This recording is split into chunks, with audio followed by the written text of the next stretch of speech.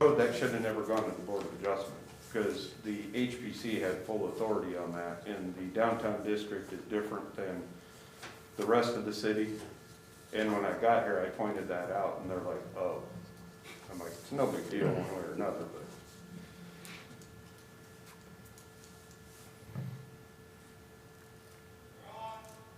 We're on, we're live. Thank you, sir.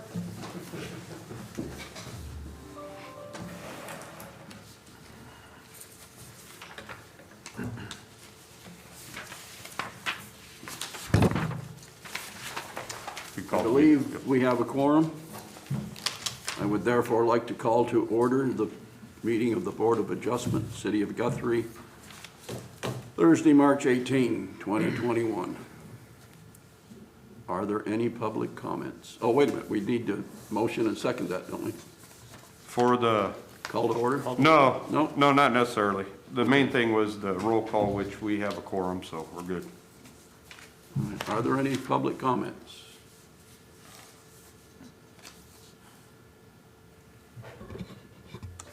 I believe the next item on the agenda would be the approval of the minutes for the regular meeting on December 17 last year. I move that we approve those minutes. I second. All those in favor? Aye. Aye. All right, 4-0, perfect.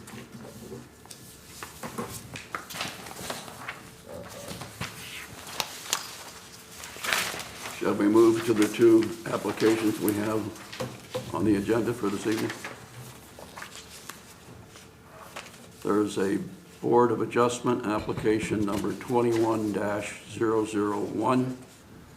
Discussion and potential action on a request for a variance to Article 5, Section 6, subsection 6.1, paragraph C, point 2, point A, Guthrie proper overlay district, residential architectural design standards of the Guthrie zoning code to allow for a 5-foot front setback, whereas the code allows a no less than 15-foot front setback for a property located at 418 South 2nd Street.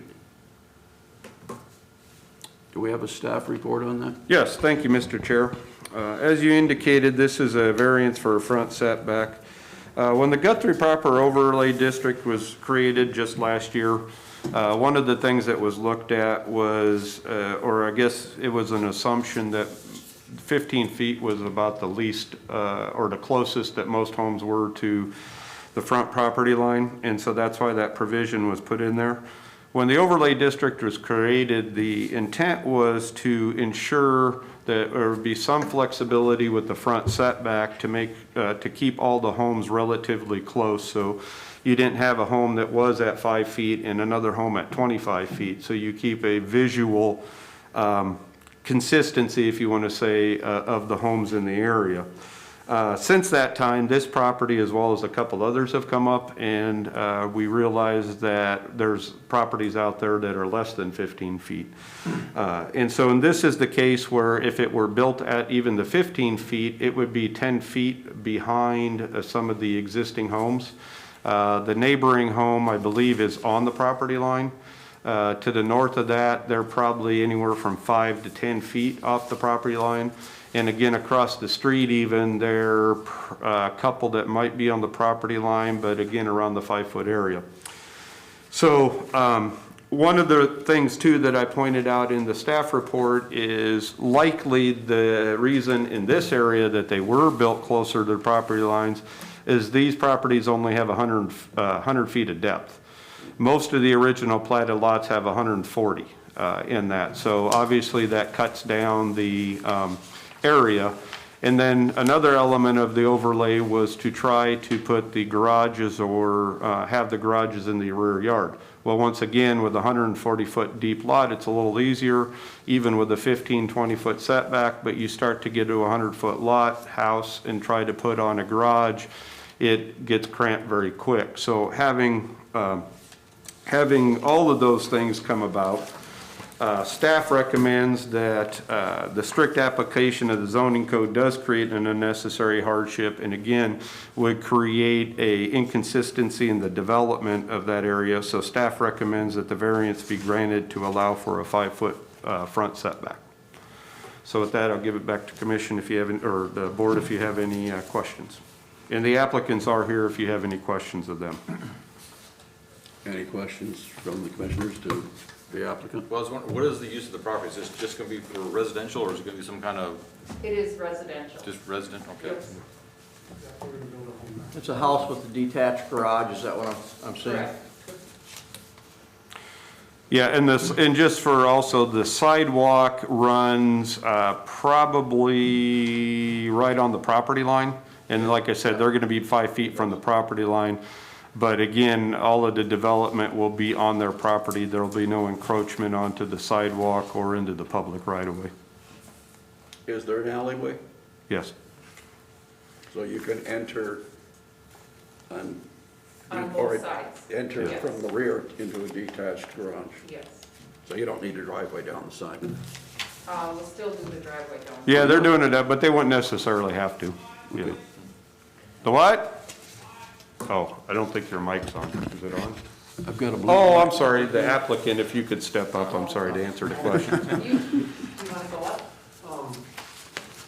Yeah, well, not much to add except for that, with the lot being so shallow, the reason we like to put our house 5 feet from the sidewalk instead of 15 feet is it would be matching the neighbors, but then also if you look at the picture of the plot where, yes, right now, if it's drawn out where the lot is, I've got the house 5 feet from the sidewalk.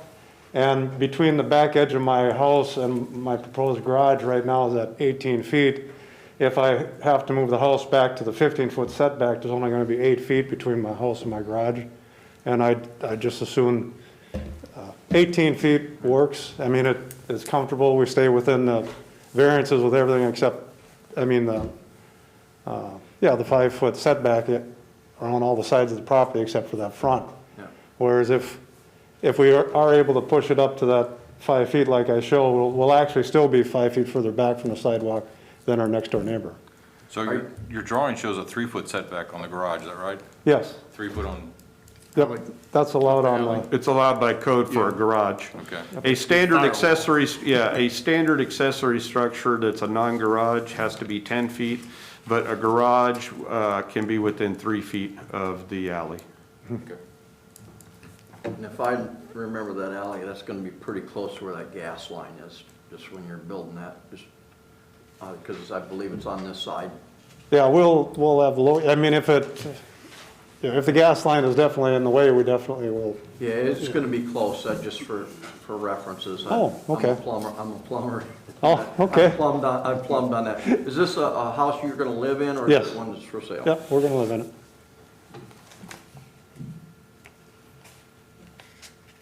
Yeah, that's basically about it, is just to be able to fit in with the neighborhood, nicer, and then also to give us a decent space around between the house and the garage right through there. With the right ground cover, you wouldn't need to own a lawnmower.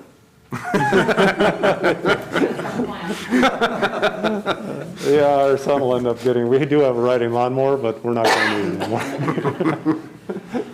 Thank you, guys. Thank you. Thank you. Anybody have any comments or issues? Do you have a question or anything, sir? Yeah. Are you here for that item? You got me 418 South, Stafford, but it's about 7 feet from the curb to where it was a house built out with a concrete, the foundation was concrete. And I guess it'll be about 10 feet from the fence area.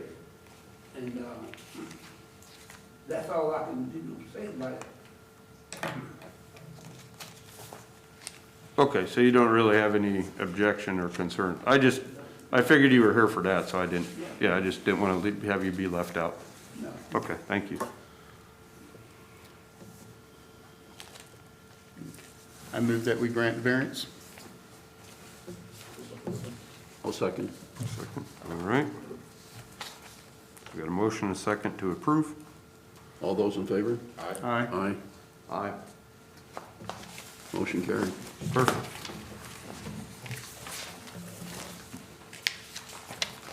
Next item on the agenda, Board of Adjustment Application 21002. Discussion and potential action on a request for a variance to Chapter 4, Article 9, Signs and Awnings, Section 4-173, paren B, close paren 1, close paren B, close paren, of the City of Guthrie Municipal Code to allow for an increase in sign area for a ground sign to be 233.33 square feet per side, 466.66 square feet total, whereas the code allows a maximum of 60 square feet per side, 120 square feet total, and a variance to Section 4-173A2 to allow for an increase in total area for all on-premises signs to 900 square feet, whereas the code allows a maximum of 600 square feet for all on-premises signs for a property located at 121 Cimarron Boulevard. Do we have a staff report? Yes, thank you, Mr. Chair. As you indicated, there's a couple, two things with it, the freestanding sign size and then the overall. The property is located, actually it was previously a Burger King. It's currently the Tokyo, and it's going to be going back to a Burger King. But it's right there on Cimarron. There's an existing pole sign there, and I had a picture of that in the staff report. They're going to use that existing pole sign. It's a legal non-conforming sign. However, it has no, obviously, sign area on it. So because of that, they have to meet current sign code. As was explained in the introduction, current sign code only allows for 120 square feet. They're looking for 233 or 466. It's located, obviously, within the I-35 corridor. There's which is a large four-lane interstate right-of-way. The sign code really, in like a lot of sign codes that are have been around for a while, don't generally look at that area differently than you would have a normal commercial area down Division. There is definitely a difference given the, again, size of the area as well as the speed of the traffic. So it generally does require larger signs, and that's why if you go on any interstate area, you see signs that are much greater in size than anything that's within the city. The Love's Travel Center, when they had come in a few years ago, they had also got a sign variance. I think there was height and overall signage in that. The building signage that they're going to put up actually is going to be per code. None of the signs are going to exceed the minimum for, or a maximum for any one sign. However, when you're looking to have the increase in the freestanding side, if we don't accommodate it on the overall, then the building signage is going to have to suffer. And so that's why there's also a increase in the total on-premise, so that additional 200 and some square feet just gets put into the overall total. So that way they don't lose any of the building signage they could have, but yet they can have the freestanding sign. So I just wanted to point that out. And again, it's going to be on the existing pole sign. I'm not sure the height. Our code only allows 50 feet in height. I think this is higher. But again, it's a legal non-conforming sign, so the main issue tonight is just the overall sign head that's going to go on it. So based on its location, again, along the I-35 corridor, in that it does present a hardship for the current amount of signage that they would have in that. So staff recommends that the variance be granted to allow for a 233.33 square foot of sign per side for the freestanding sign, and then the increase in the overall sign area for all on-premise signs to 900 square feet. And the applicant is here if you have any questions of the applicant. So I had a quick question. It's Sure. hard to imagine how big that is. I drove out there and you just can't hardly picture in your mind what that looks like. But you're in between the old former Taco Bueno and the Territorial Inn. Yes. So do you have any feel for how big those signs are, or is this It's probably about a little bit bigger than Arby's. Arby's?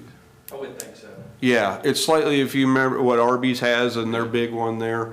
It'll be fairly consistent what we see there with Arby's, Love's. Of course, the shape in that makes a difference in that, because like Love's, I forget how big theirs is, it's pretty big, but theirs is more rectangular. This is obviously more of a almost oval type, but I think probably the closest would be Arby's. It would be close to around that area. But I can tell you, it would not significantly stick out among what's already there. I think you said the key is that it's actually not beyond its actual, the actual size required. It's just the total use of signage, the total amount of footage that they're looking for as a whole, correct? So the sign itself actually isn't beyond conforming. It's the necessary. No, square well, footage. yeah, the sign they're requesting doesn't fit within the current code. In that, because they're only allowed 120 square feet total. This is 400, so it's about 3 times what you would normally be allowed. But given the area in that, it, warrants additional size. But on the overall, yeah, what I was saying is the amount of overall signage is not going to be any more than what the code allows. But because we're giving an increase of over 200 square feet, on the back end, we have to, if you want to say, increase that, because otherwise then they have to cut down the amount of signage on their building, because the code says a maximum of 600 square feet for all signage on site. Okay. Your freestanding sign, wall signs and that. Okay. Yeah. I think just about every sign that's out there is under variance. Yes, or previous to the previous to existing the code, codes, yeah. yes, because like I had indicated, Love's was the most recent one that had a variance. And I think to go back to kind of answer your question too, hopefully, if they were to put a freestanding sign that met the current code requirements, their total signage would only be around 553 square feet. They're allowed 600. So that's why I was saying that increase is just really for that sign, because they're only having, I think, around 433 roughly for the building in that. So the issue was the freestanding sign. Any other points for discussion, questions for the applicant? What was the height of that gonna be? I was going to say, the applicant might have an idea. It's, like I said, it's the existing pole sign that's legal non-conforming in that, because currently by code, the maximum is 50 feet if you put up a new sign, pole sign. And the current pole sign is? We tried to look back to the original Burger King standards and understand if anybody had records of what that pole sign height was, and nobody had any records of that.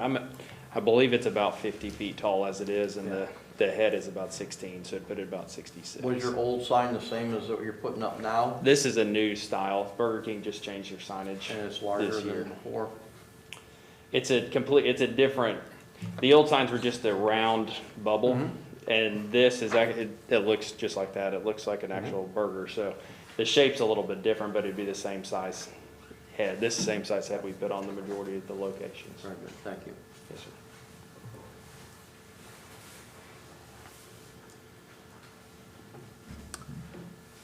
No other points for discussion? I make a motion to approve. Second it. All in favor? Aye. Aye. Aye. Motion carried. 4-0. Variance request approved.